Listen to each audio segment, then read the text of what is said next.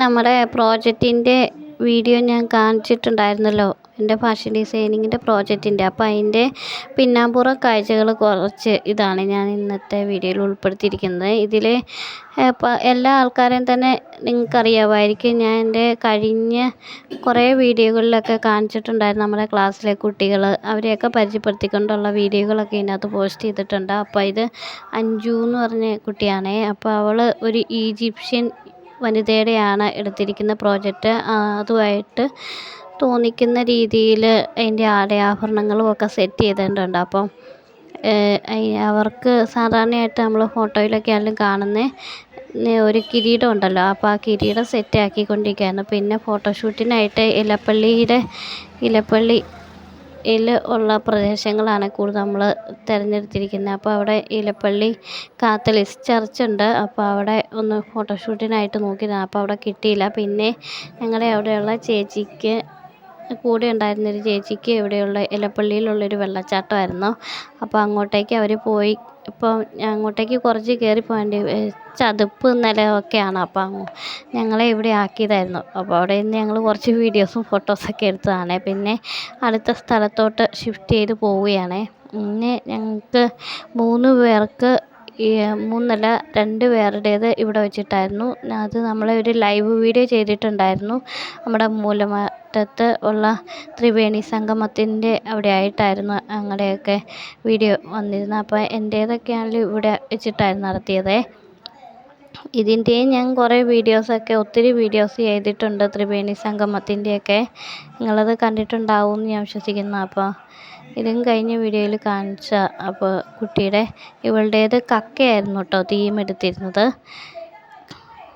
അപ്പം അവളുടേത് ഫോട്ടോഷൂട്ട് നടത്തിക്കൊണ്ടിരിക്കുന്ന ഒരു വെള്ളമൊക്കെ തെറിക്കുന്ന ഒരു ഇതുണ്ടെങ്കിൽ നല്ലൊരു ഭംഗിയാവുന്നുണ്ട്. അപ്പോൾ ഞങ്ങളുടെ സാറ് വെള്ളമൊക്കെ തെറിപ്പിച്ച് ഒക്കെ കൊടുക്കുമായിരുന്നേ. അപ്പോൾ ക്യാമറാമാന്മാർ അവിടെ നിന്ന് ഫോട്ടോഷൂട്ട് ചെയ്തുകൊണ്ടിരിക്കുകയാണ്. മൂലമറ്റത്തുള്ള ഗ്രാഫിക് സ്റ്റുഡിയോ ആട്ടോ ഫോട്ടോ എടുക്കുന്നത്.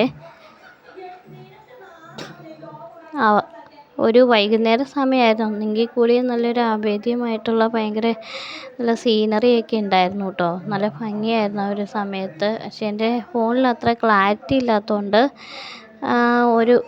നമുക്ക് അവിടെ കാണുന്ന അത്രയും നല്ല ഭംഗിക്ക് ഇത് ഒപ്പിയെടുക്കാനായിട്ട് പറ്റിയിട്ടില്ല. സൂപ്പർ ഇതായിരുന്നു.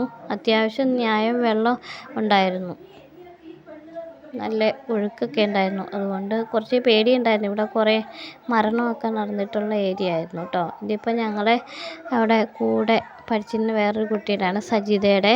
ഇതൊരു പ്രകൃതിയായിട്ട് ബന്ധപ്പെട്ട ഒരിതാണ്. ഇതിൽ പ്രിൻ്റ് ചെയ്തേക്കണത് നമ്മുടെ ഇലകളൊക്കെ വെച്ചിട്ട് ഒരിതായിരുന്നേ.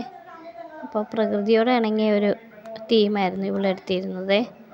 ഇതിപ്പം നമ്മൾ മുമ്പേ ഫോട്ടോ എടുക്കുന്നതിനായിട്ടുള്ള ആ ഒരിത് കണ്ട ആ കുട്ടിയായിരുന്നു. ഇത് ഞാനിപ്പോൾ പറഞ്ഞ ഈജിപ്ഷ്യൻ ഇത് എലപ്പള്ളി CSI ചർച്ചിലാണ് ഈജിപ്ഷ്യൻ കുട്ടിയുടെ ഫോട്ടോ എടുത്തത്. ഇത് നമ്മുടെ ത്രിവേണി സംഗമത്തിലെടുത്ത് തന്നെ. മുമ്പേ കണ്ടത് അതൊരു മത്സ്യത്തിൻ്റെ ഒരിതായിരുന്നേ. ഇത് ആരാന്ന് മനസ്സിലായി കാണുമല്ലോ, ഇത് ഞാൻ തന്നെയാണേ. അപ്പോൾ എൻ്റെ ഫോട്ടോസാണ് ഇത്. എൻ്റേത് റോയൽ സ്റ്റാർ ഫിഷ്. ഇത് ചേച്ചി എടുത്തിരുന്നത് കായാമ്പൂ ആയിരുന്നേ, തീമായിട്ട് എടുത്തിരുന്നത്. ഇത് മത്സ്യത്തിൻ്റെ ഇത് തന്നെയാണ്. അപ്പോൾ ഇത് ഇടയ്ക്ക് ആയിട്ട് ഓരോരുത്തരുടെ ഫോട്ടോസൊക്കെ ആയിട്ട് വന്നിട്ടുണ്ട്. അപ്പോൾ നിങ്ങൾ അഭിപ്രായമൊക്കെ എങ്ങനെയുണ്ടെന്ന് പറയണം കേട്ടോ, കണ്ടേച്ചിട്ടേ.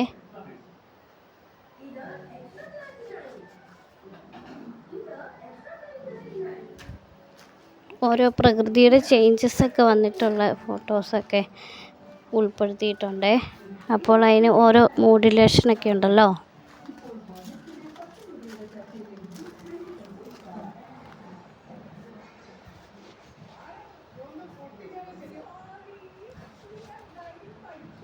നമ്മുടെ അജോബികയാണ്.